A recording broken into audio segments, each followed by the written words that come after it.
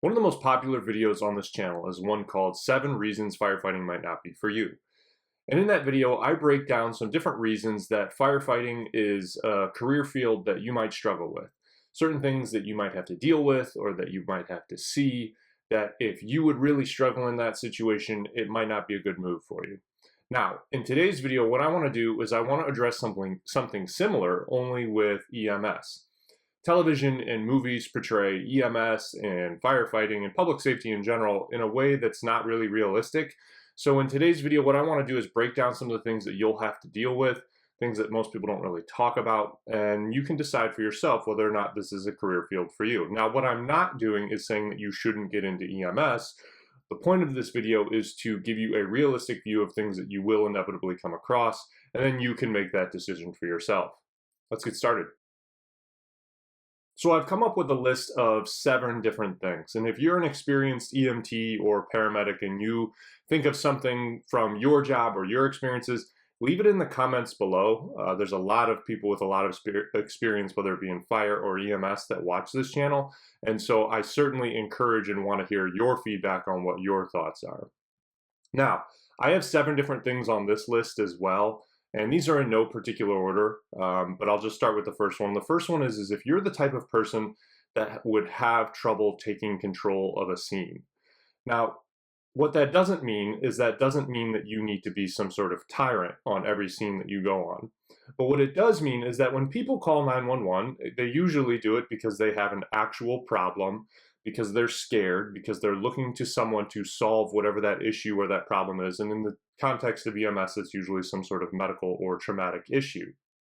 If you're the type of person that is unable to make decisions confidently and definitively and help people in a situation when they're looking for someone to come help them and tell them what they need to be doing, this might be a career field that you struggle with. Now, I've worked with lots of EMTs and medics that aren't that great at that. They're a little wishy-washy, and they still do okay, but to be a really good medic, you need to be confident in your skills, in your abilities, in your knowledge, and when you make decisions, go with it. Now, that doesn't mean that you're never wrong or anything like that, but it means that you need to be decisive in your actions. So if you're the type of person that struggles with that, you can still do okay in EMS as long as you work with a partner that's not like that, but it might be a little bit more difficult for you than it might be for some other people.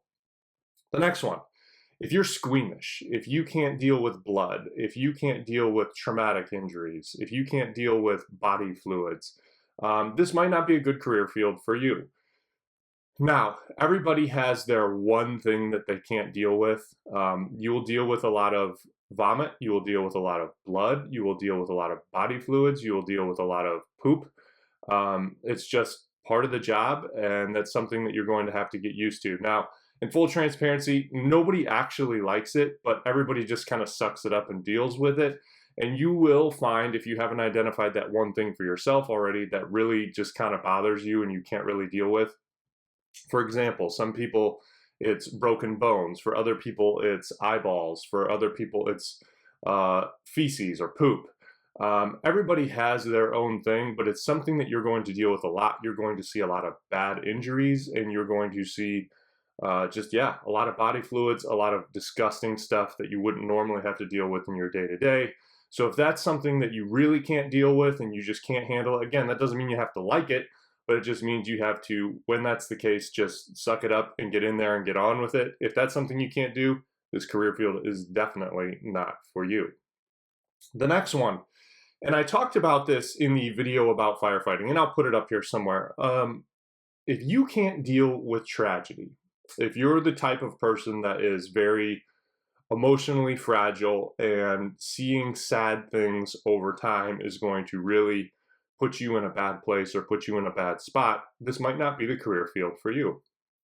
Again, when people call 911, typically they have a problem, something has gone wrong, maybe it be a car accident or a full arrest or some sort of medical or traumatic emergency, and you're going to have to see sad things. You're going to deal with overdoses. You're going to deal with abuse, of elderly abuse or just random abuse or child abuse. You're going to deal with suicide. You're going to deal with murders. There's going to be a lot of things that the general public doesn't have to deal with or see on the day to day, and this will be your job. Think about it. Anytime any sort of traumatic event happens, police, fire, and EMS are the people that usually get called, and you will be one of the first people there to witness that firsthand. So if that's something that you can't do, now what I'm not saying is that it's not for you if that makes you sad. If you're a normal person, of course, seeing those things time after time after time begin to bother you. But if you feel as though you're the type of person that is so emotionally fragile that that's just something you cannot deal with, this is definitely not going to be a field for you. The next one is if you are the type of person that panics under stress. Now, when you're a new EMT or medic, I promise you, your first call, you're going to be all amped up. You're going to be very nervous. You're not going to be able to think straight. You're going to get what's called tunnel vision, where you'll just lock in on one thing and forget everything else that's going on around you. But as you get more experience, that should begin to subside. Of course, there's always going to be certain calls that really stress you out or make you panic or make you very anxious. For example, calls with children are something that really get a lot of paramedics just because you don't see them very often typically, and they're usually pretty high stress. But generally speaking, you will see a lot of the same call over and over and over again. If you're unable to maintain during a stressful situation and stay calm, you're going to have a really hard time in EMS, or at least being a good EMT or a paramedic. Good EMTs and paramedics are able to focus on the task at hand while also paying attention to the things that are going on around them. You've heard me talk a lot about scene safety and scene awareness. Good EMTs and paramedics are able to focus on their patient, but also be aware of the family member that seems like they're getting a little bit hostile over in the other room. Those are things you're going to have to learn. Obviously, that comes with experience. So like I said, when you're brand new, if you just panic and you're all stressed out, that's totally normal. But as you get more experience, you should be able to do better with that. The next thing is if you get into this career field expecting high wages, you are going to be sorely disappointed. I know when I first became a paramedic, granted, I wasn't working on a 911 truck. I was working in a hospital in an emergency room. I think my starting pay as a paramedic was just over $13 an hour. It was really, really bad. I just did a video talking about violence against EMTs and paramedics. And in that video, whoever the head of the FDNY's EMS division, I believe is who it was, said that their EMTs make $17 an hour. I've heard of paramedics making upwards of $30 an hour in some places. But again, the point still remains, if you're looking to get into this career field to make a ton of money, you're going to be disappointed. Most people that work in this career field either do it A, because it's a requirement of their job if they work for a fire department, or B, they're doing it because this is what they love to do and they enjoy the job. This is something that they set out to do for a long time, and they feel as though this job gives them a sense of fulfillment and meaning. By no means is working as a EMT or paramedic going to make you rich. So if you're doing it for the money, you're doing it, I shouldn't say for the wrong reasons, but you're just going to be very disappointed. The next one. This job might not be for you if you are unable to be sympathetic or empathetic to people in difficult situations. There's a big, I guess I could call it a problem with EMS providers with burnout. You see the same calls day after day after day, and you see the same sort of tragic situations day after day after day, and it tends to callous you over. And it's very difficult from time to time to maintain sympathy and empathy for people in difficult situations. Good EMTs and paramedics are able to be empathetic and sympathetic towards their patients. Listen, like I said many times in this video, when people call 911, it's because they're scared. It's because something's going wrong.